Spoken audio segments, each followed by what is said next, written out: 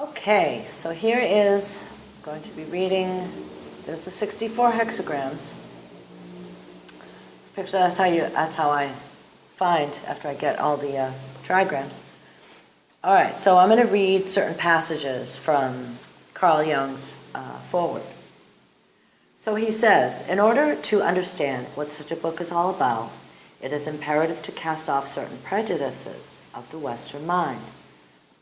It is a curious fact that such a gifted and intelligent people as the Chinese have never developed what we call science. Our science, however, is based upon the principle of causality, and causality is considered to be an axiomatic truth. But the great change in our standpoint is setting in what Kant, K-A-N-T's critique of pure reason failed to do is being accomplished by modern physics. The axioms of causality are being shaken to their foundations. We know now that what we term natural laws are merely statistical truths and thus must necessarily allow for exceptions.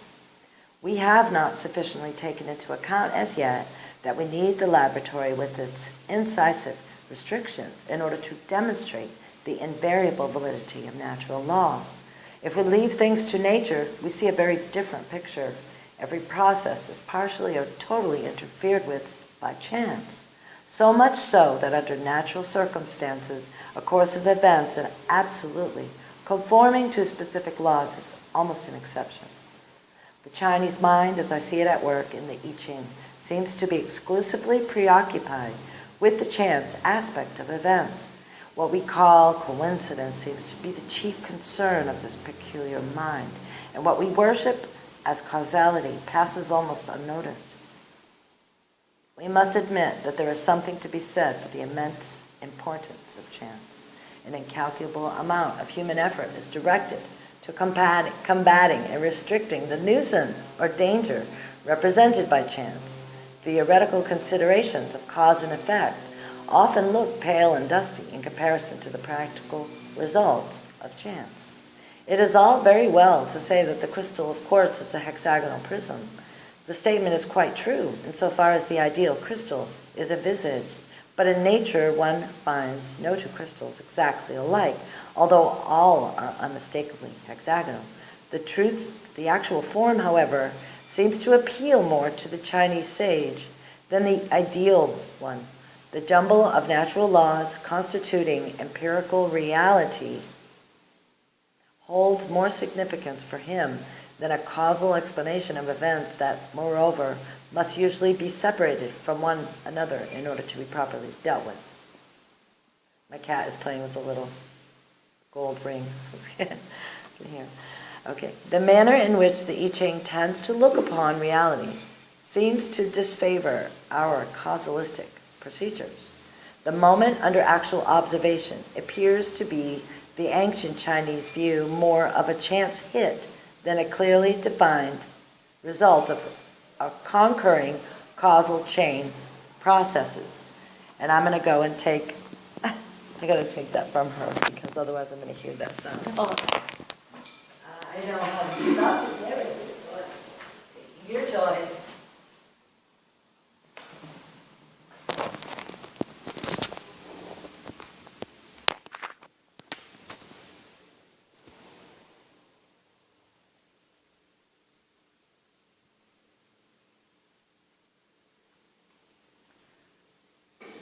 Okay, I'm back.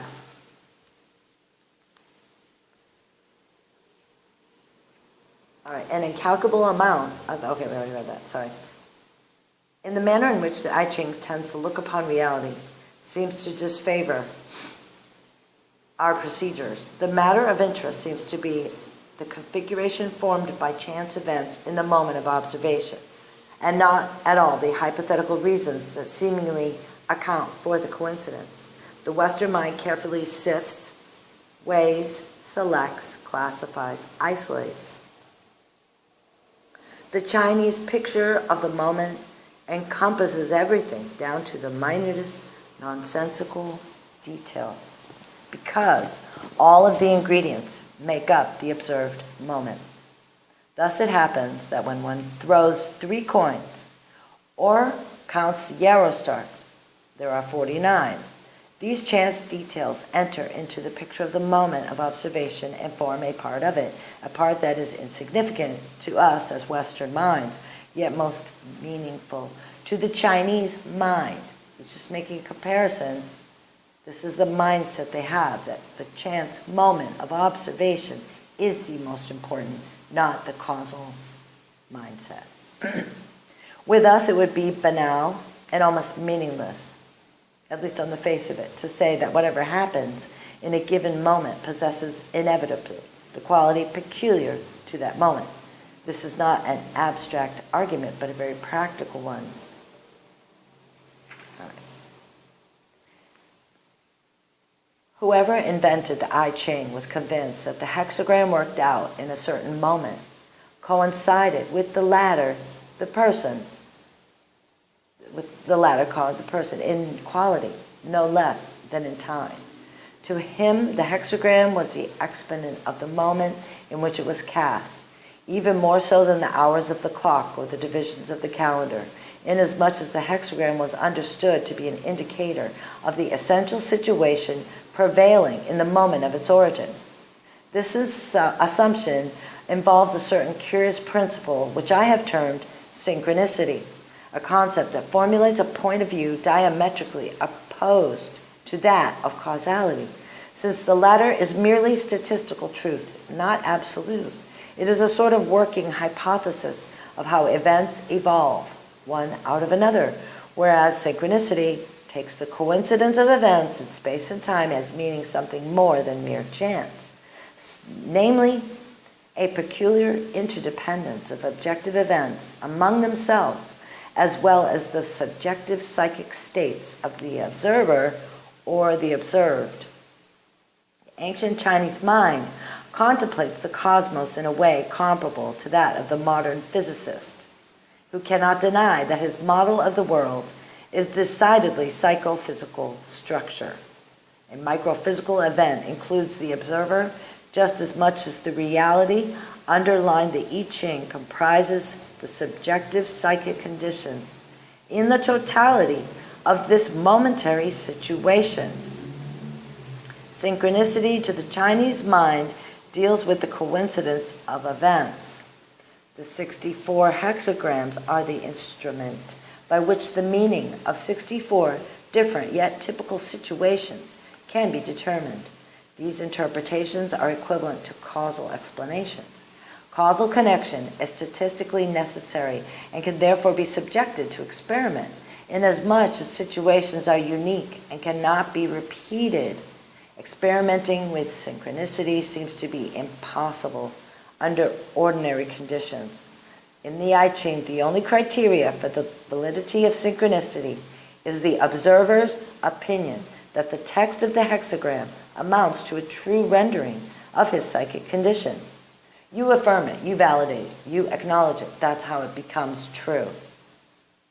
If a handful of matches is thrown to the floor, it's possible to read the pattern to verify its interpretation, partly by the observer's knowledge of the subjective and objective situation, partly by the character of subsequent events. It is obviously not a procedure that appeals to a critical mind, but for someone who likes to look at the world in the angle from which the ancient Chinese saw it, it is attractive. As outlined above, of course, the argument above never entered the Chinese mind. On the contrary, according to old tradition, it is spiritual agencies acting in a mysterious way that make the stocks or the coins give a meaningful answer. These powers, as it were, are the living soul of the book, as the latter is thus a sort of animated being. The tradition assumes that one can put questions to the I Ching and expect to receive intelligent answers. Thus it occurred to me that it might interest the uninitiated reader to see the I Ching at work. For this purpose, I made an experiment, strictly in accordance with the Chinese conception. I personified the book in a sense, asking its judgment about its present situation. My intention, to to present it to the Western mind.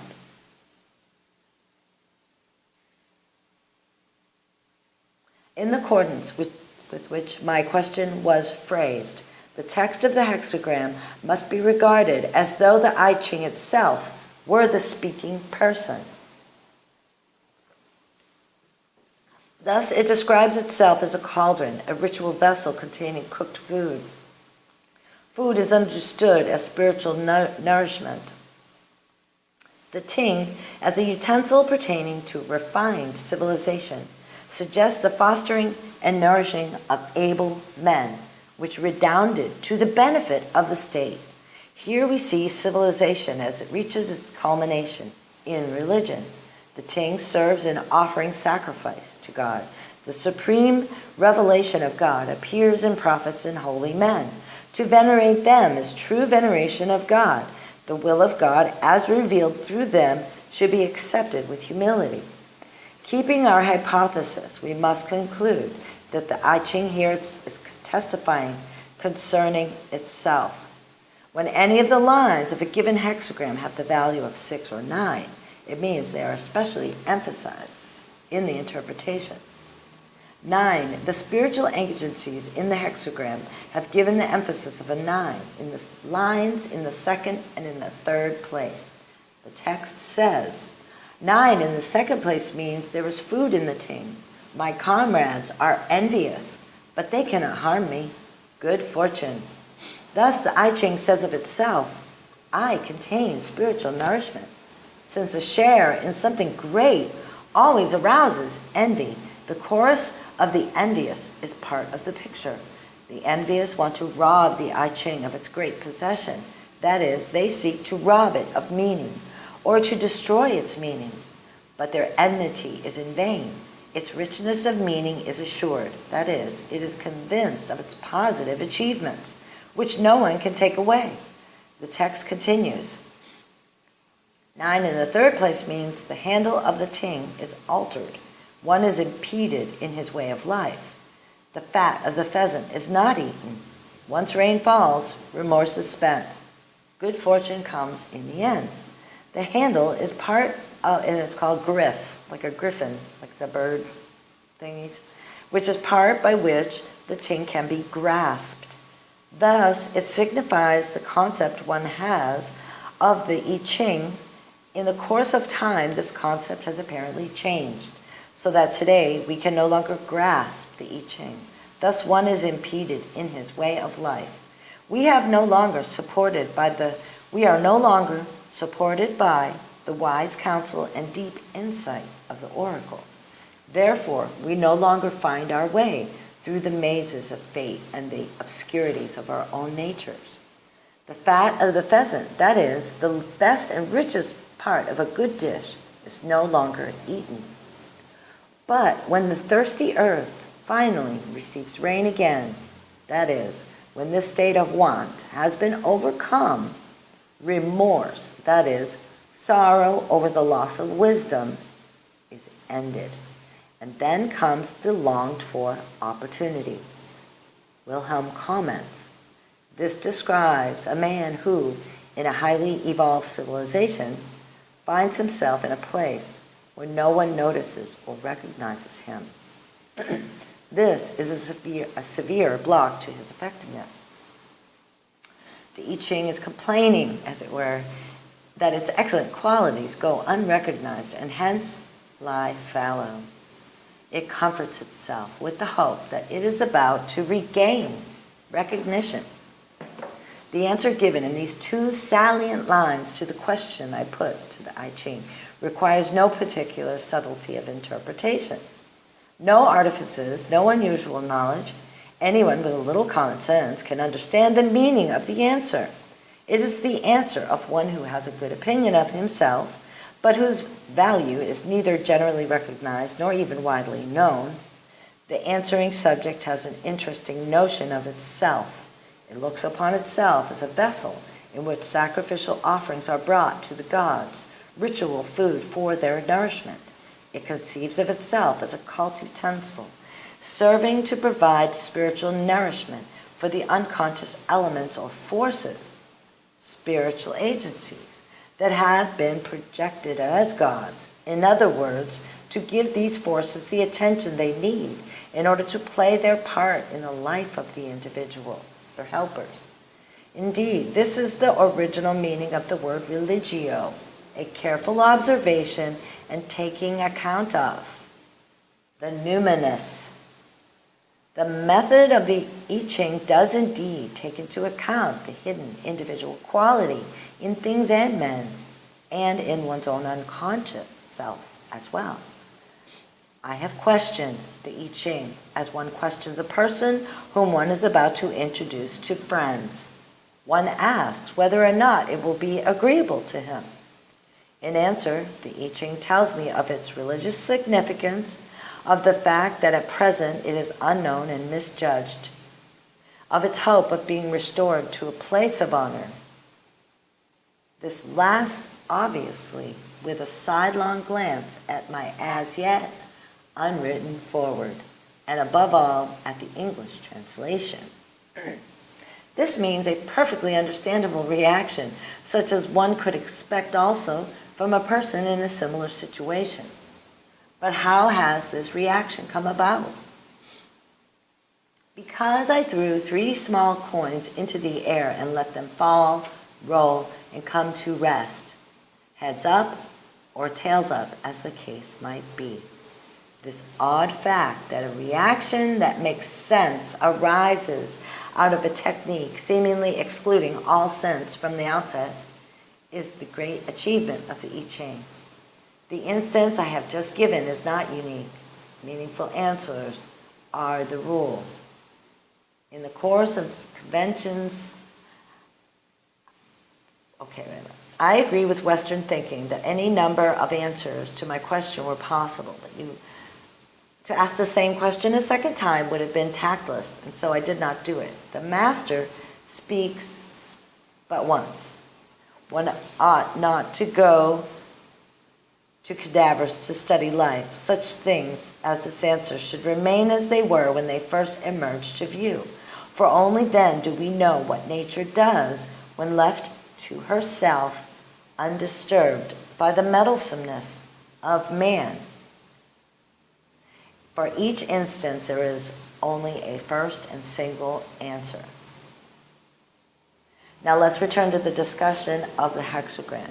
There was nothing strange in the fact that all of Ting, the cauldron, implies the themes announced by the 2 lines. The first line, the Ting with legs upturned, furthest removal of stagnating stuff. One takes a concubine for the sake of her son, no blame. A Ting that is turned upside down is not in use. Hence, the I Ching is like an unused cauldron.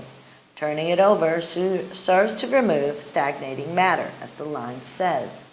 Just as a man takes a concubine when his wife has no son, so the I Ching is called upon when one sees no other way out. Despite the quasi-legal status of a concubine in China, she is in reality only a somewhat awkward makeshift. So likewise, the magic procedure of the oracle is an expedient that may be utilized for a higher purpose. There is no blame, although it is an exceptional recourse. The legs of the Ting are broken. The prince's meal is spilled, and his person is soiled. Misfortune. This is the 4th line. The 2nd and 3rd lines have already been discussed. Here the Ting has been put to use, but evidently in a very clumsy manner, that is, the oracle has been abused or misinterpreted. In this way, the divine food is lost, and one puts oneself to shame. Its subject will be made to blush for shame. Abuse of occult utensils, such as the Ting, the I Ching, is a gross profanation. The I Ching is evidently insisting upon here on its dignity as a ritual vessel and protesting against being profanely abused and used. The 5th line says the Ting has yellow handles, golden carrying rings. Perseverance furthers.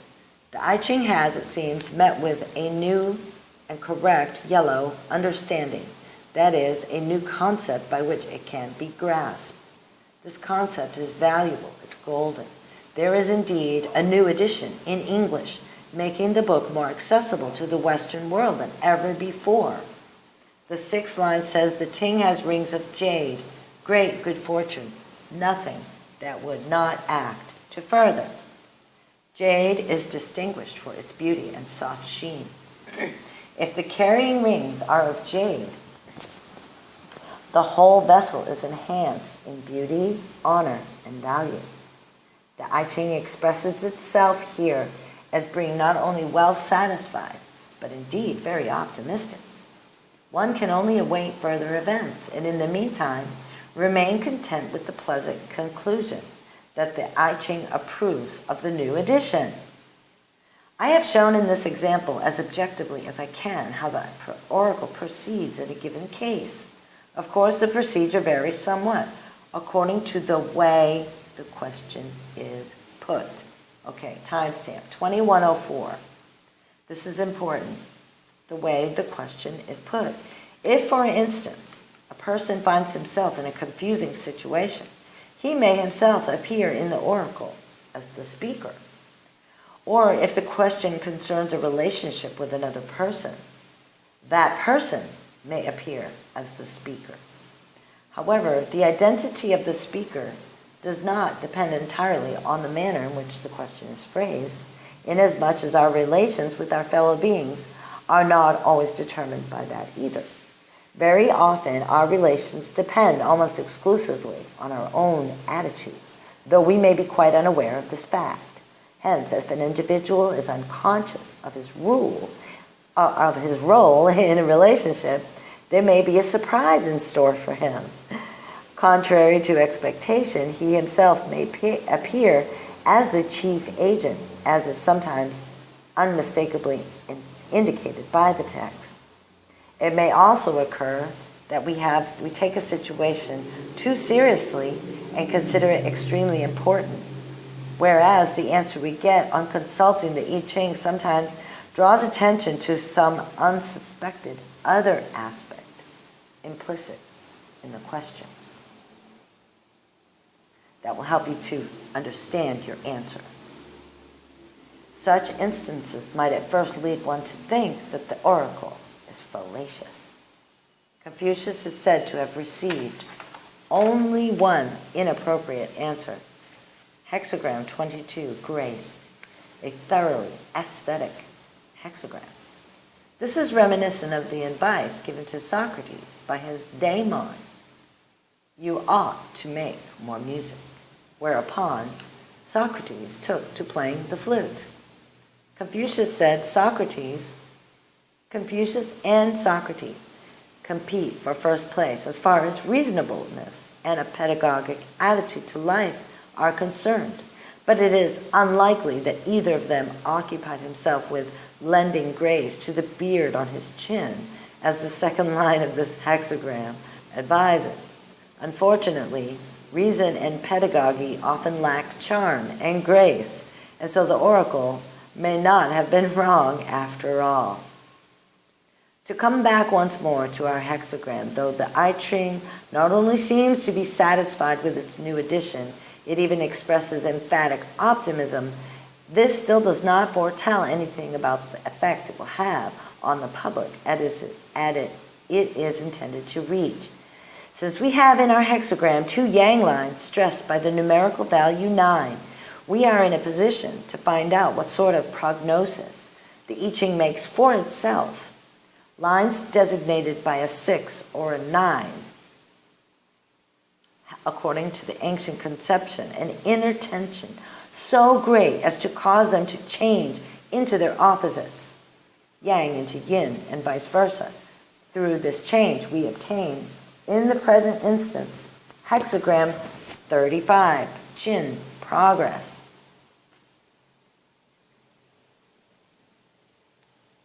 So the subject of this hexagram is someone who meets with all sorts of vicissitudes of fortune in his climb upward, and the text describes how he should behave. The I Ching is in the same situation. It rises like the sun and declares itself, but it is rebuffed and finds no confidence. It is progressing, but in sorrow. However, one obtains great happiness from one's ancestress. Psychology can help us to elucidate this obscure passage.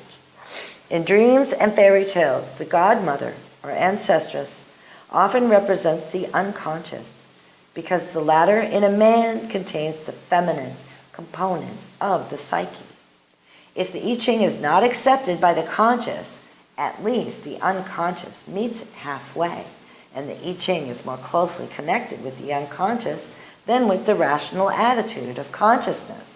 Since the unconscious is often represented in dreams by a feminine figure, this may be the explanation here. The feminine person might be the translator who has given the book her maternal care, and this might easily appear to the I Ching as great happiness. It anticipates general understanding, but is afraid of misuse. Progress like a hamster, but it is mindful of the admonition. Take not gain and loss to heart. It remains free of partisan motives. It does not thrust itself on anyone. The I Ching, therefore, bases its future on the American book market calmly and expresses itself here just about as any reasonable person would in regard to the fate of so controversial a work. This prediction is so very reasonable and full of common sense that it would be hard to think of a more fitting answer. All right, now, hold on a minute. I'm going to look for the question, and therefore I something different. Must confess.